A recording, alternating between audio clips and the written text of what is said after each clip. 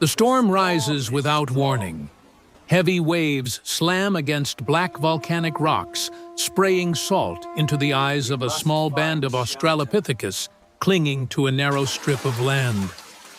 Their island is a fragile fortress in a vast, endless ocean. The tribe is already soaked, gripping sharpened stones and broken branches, trying to salvage what little they had collected that morning: shellfish in woven leaf bundles, roots dug from the thin soil fragments of fruit carried by drifting tides. The air is heavy with the roar of the sea, and above them, seabirds circle hungrily, sensing weakness. Life here is not just survival. It is survival inside a cage of water. Unlike their kin on open savannas, this tribe cannot roam far. The horizon is a prison of waves, and every resource must be wrestled from unforgiving cliffs and shallow tidal pools.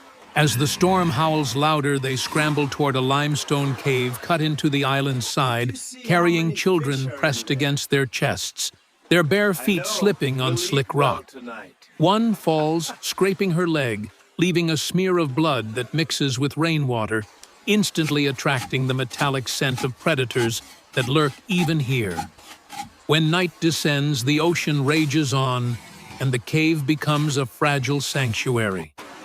Sparks crackle as two young males strike stone against stone, coaxing fire from damp kindling. The tribe gathers in trembling silence, the flicker of light, pushing back both darkness and despair. Outside, something moves. A shape slinks across the shoreline, low and powerful. It is not a lion from the savannah, but a giant monitor lizard, its tongue tasting the air, drawn by the scent of blood. Its eyes reflect the firelight, cold and patient. The tribe huddles together, clutching crude spears tipped with jagged coral. They know the danger of hunger, both their own and that of the beast. The first great conflict of their night is not the storm, but the predator that dares to invade their shrinking world. When the lizard lunges, jaws snapping, the tribe erupts in chaos. Stones fly, firebrands wave, screams echo against dripping cave walls. The beast retreats wounded, but the memory of its hiss lingers. The tribe has survived one trial, but the cost and is fear etched into every heart.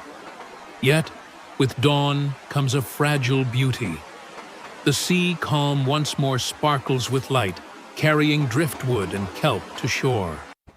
Children chase crabs among the rocks, while elders grind roots into pulp to soothe the wounded. The island is unforgiving, but it is also alive, providing just enough to sustain. Still, survival here demands more than gathering and defense. It demands unity. The tribe moves in rhythm. One climbs trees for fruit, another dives into shallow reefs for shellfish, while others search for medicinal herbs, clinging stubbornly to cracks in the cliffs. Their world is small, but within this smallness, every gesture matters. Every scream in the night, every victory against storm and beast becomes part of their myth. Yet danger still stirs beyond the horizon. Clouds gather again, and far across the waves lies another island unseen, where another tribe survives, hungry and desperate. The stage is set for a second conflict, not with nature, but with their own kind. The ocean is both barrier and bridge. Days pass, and the tribe watches dark silhouettes appear across the shimmering horizon, figures on a raft of bound logs, drifting closer with each tide. At first, the sight stirs awe, for they have only known their own small world. But awe turns to dread when the visitors land carrying sharpened bones, their faces smeared with ochre and ash. Another clan of Australopithecus has come ashore, driven by hunger by the storm, or perhaps by the same desperation that gnaws at every islander's belly. The encounter begins in silence, two groups staring across the sand. Their bodies tense, their children pulled close. There is no language of peace, only the instinct to defend. The intruders move forward, and soon the stillness shatters. The clash is primal raw, a storm of flailing limbs and heavy stones. Screams echo into the jungle interior as one tribe tries to push the other back into the sea. Spears splinter, blood spatters the tide pools, and the land itself seems to shake beneath the violence of survival. In that chaos, one elder from the island tribe raises fire. A torch, crude and blazing, swung in wide arcs, ignites dry palm fronds. The wind catches, and in moments flames surge through the underbrush, forcing both clans apart. What began as battle becomes wildfire. Smoke billows into the sky, turning day into a choking haze. The flames consume precious fruit trees and scorch nests of seabirds. The islanders retreat to the safety of cliffs, coughing, their eyes burning. The raiders flee back to their raft, but their departure leaves devastation. Now the tribe faces a harsher reality. Their island has grown smaller, not by the sea, but by the loss of food and shelter to fire. The next days are marked by hunger. Roots grow scarce. Shellfish vanish from over-harvested reefs. Children's cries pierce the salt air, and desperation drives them to test the limits of survival. They fashion crude nets from vines, lowering them into tidal pools, hoping for trapped fish. Others lash wide leaves together, creating makeshift vessels to paddle into shallow waters. But the sea is no gift. It punishes recklessness. One young male ventures too far into the surf and is caught by a sudden current. He thrashes, swallowed by waves, until two others dive in, hauling him back, gasping and near lifeless. The ocean is master here, always reminding them of fragility. Yet, in their struggle, emerges invention. From stone, they shape sharper tools. From bone, they carve hooks. From palm fibers, they braid stronger ropes. Their world, though bound by waves, forces them to create, to adapt, to dream of survival beyond what instinct alone can give. At night, they huddle around the fire, gazing at the horizon where the raiders disappeared.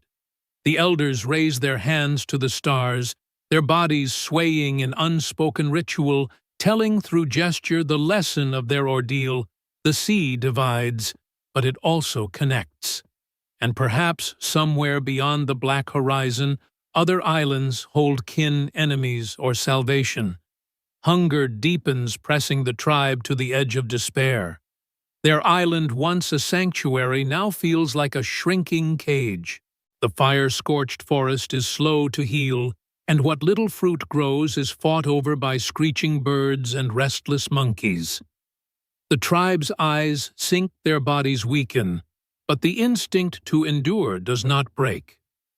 Then one morning, the sea brings both promise and terror. A carcass drifts ashore, the swollen body of a giant sea turtle battered by waves. The tribe rushes toward it, their hands tearing at the shell teeth, ripping flesh. They feast with desperation, their hunger eased for a moment. But as they eat, shadows fall across the sand. From the tree line slinks a new enemy, the great boar of the island, tusks curved like blades, muscles rippling beneath its bristled hide. Drawn by the smell of meat, it charges with a roar that shakes the air. Chaos erupts. Children scream, mothers clutch them close. Hunters scramble for their stone-tipped spears. The boar crashes through their circle, scattering bodies like driftwood. One male falls gored across the thigh, blood staining the surf. But instead of panic, unity rises. The tribe closes in, circling the beast. Firebrands slash through the smoky air, Stones fly, spears thrust again and again. The boar lashes out its tusks, carving into bark and flesh, until finally a spear pierces deep beneath its shoulder. With a final bellow, the beast collapses, its body trembling before going still. The silence after is deafening, broken only by the hiss of waves and the tribe's ragged breathing. In that moment of victory, something changes. No longer are they merely prey or castaways. They have conquered the beast, claimed the island, not through fear, but through courage and unity. That night, the tribe gathers around a roaring fire. The boar is roasted, its scent drifting into the night sky. Children laugh their mouths full, while elders paint shapes on the cave walls with ash and ochre shapes of waves of fire of the beast that fell. For the first time in weeks, their hunger is silenced, their spirits lifted. The cave echoes with rhythm as hands slap stone and feet stomp sand, a primitive dance that tells their survival story without words. But beyond their celebration lies a truth, as vast as the sea life on an island is fragile. Always one storm, one beast, one rival tribe away from ruin. Yet in this fragility lies resilience. Their world is small, but their courage is immense. They will pass on the memory of fire against predator, of unity against storm, of hunger turned into feast.